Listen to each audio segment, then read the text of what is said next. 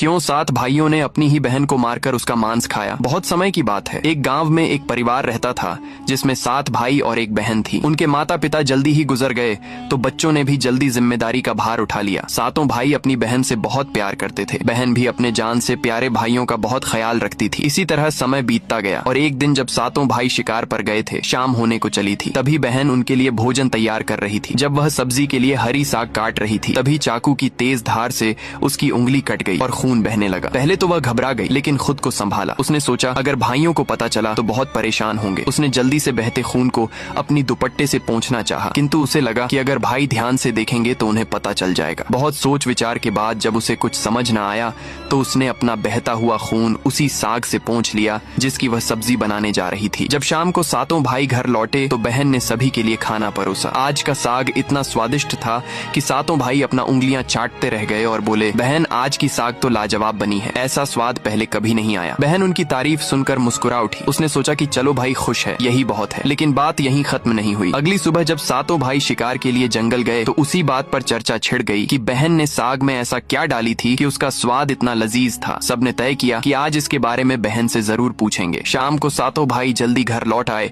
तो देखा बहन खाना बना रही है। तब बड़ा भाई उसके पास जाकर बोला, बहन तुमने कल साग में ऐसा क्या डाली थी कि उसका स्वाद बहुत ही लाजवाब था। उसकी बहन ने पहले तो बात टालने की कोशिश की, लेकिन बड़े भाई के बार बार पूछने पर उसने बता दिया उसकी एक उंगली कट गई थी और उसने अपना बहता हुआ खून उसी साग में मिला दिया था। जैसे ही यह बात 6 भाइयों के कानों तक पहुंची तो मानो उनके चेहरे के भाव ही बदल गए। शाम को जब 7 भाई एक साथ बैठे थे तो बड़ा भाई बाकी भाइयों से कहने लगा, सोचो जब बहन के खून की चंद बूंदे इतनी स्वादिष्ट हैं तो उसका मांस कितना स्वादिष्ट होगा। बाकी भाई भी इस क्रूर विचार पर सहमति जताते हुए बोला, हाँ अवश्य ही बहन का मांस बहुत ही स्वादिष्ट होगा। अब 6 भाइयों को बहन का मांस खाने की लालसा जाग उठी, परंतु सबसे छोटे भाई को यह सुनकर गहरी बेचैनी हुई। उसने सोचा कैसे हो सकता है कि कोई अपनों के साथ इतना भयानक विचार करे। तभी बड़ा भाई बोला, कल ही हम लोग बहन को शादी का झांसा देकर जंगल ले जाएंगे और तीर मारकर उसको मार डालेंगे, फिर उसका स्वादिष्ट मांस खाएंगे। सभी भाइयों ने हामी भरते हुए बड़े भाई की बात मान ली। अगले दिन बड़े भाई ने बहन को बड़े प्रेम से बुलाया, प्यारी बहन तुम अब शादी के लायक हो गई हो। हमने तुम्हारे लिए एक बहुत ही सुंदर और योग्य वर खोज लिया है। आज हम तुम्हें उसका घर दिखाने ले चलेंगे, तुम तैयार हो जाओ। बहन यह सुनकर बहुत खुश हुई। आखिरकार वह भी अपना घर परिवार बसाने का सपना देख रही थी। वह उत्साह से तैयार हुई और अपने भाइयों के साथ चल पड़ी। रास्ते भर बहन खुश थी, लेकिन इतनी दूर तक चलने के कारण बहन पूरी तरह से थक चुकी थी। तब उसने बड़े भाई से पूछा, भैया मेरा ससुराल अब कितना दूर है। बड़ा भाई मुस्कुराया और सामने की तरफ इशारा करते हुए बोला, देखो वह रहा तुम्हारा ससुराल, वहाँ तुम रानी की तरह राज करोगी। बहन ये सुनकर बहुत खुश हुई और उत्साह से आगे की ओर बढ़ने लगी। लेकिन जैसे वह थोड़ा आगे बढ़ी ही थी कि अचानक उसके सभी भाइयों ने उसे पकड़ लिया। बहन कुछ समझ पाती उससे पहले